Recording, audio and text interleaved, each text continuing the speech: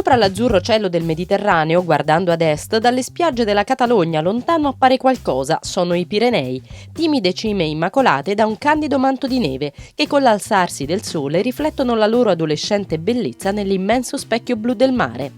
Una cordigliera prodigiosa estesa dal Mediterraneo all'Atlantico che per millenni ha diviso la penisola iberica dal resto d'Europa. Di queste montagne create in scala umana stiamo andando alla scoperta dei versanti spagnoli, in un'avventura in comunione con inedite bellezze naturali, accompagnati da una Passat all-track che affronta le ripide salite e le vertiginose discese con incredibile grinta.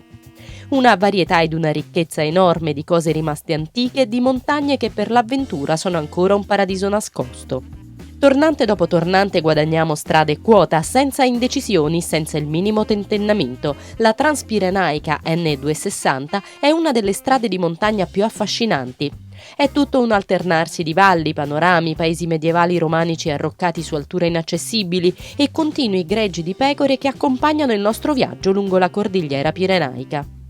A circa 500 km dalla costa lasciamo gli eccezionali panorami per inoltrarci nella valle di Ordesa, dove a Torla, paesino tanto minuscolo quanto bello, si aprono le porte del paradiso.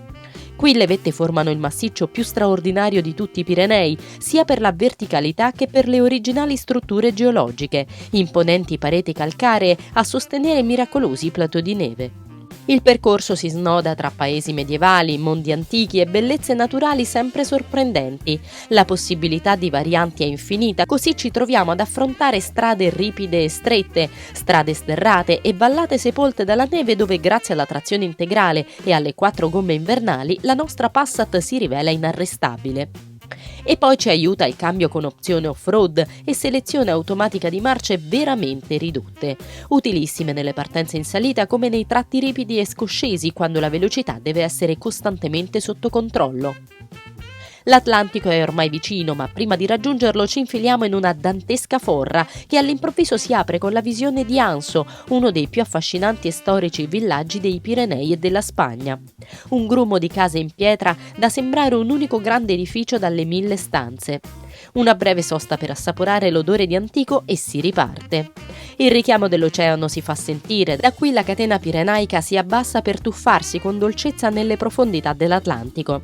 La nostra Volkswagen è instancabile e la Transpirenaica è un viaggio che offre il piacere di una guida sportiva e impegnativa per i fondi innevati e ghiacciati, ma a tratti anche rilassante e serena, lontana dagli ingorghi delle città.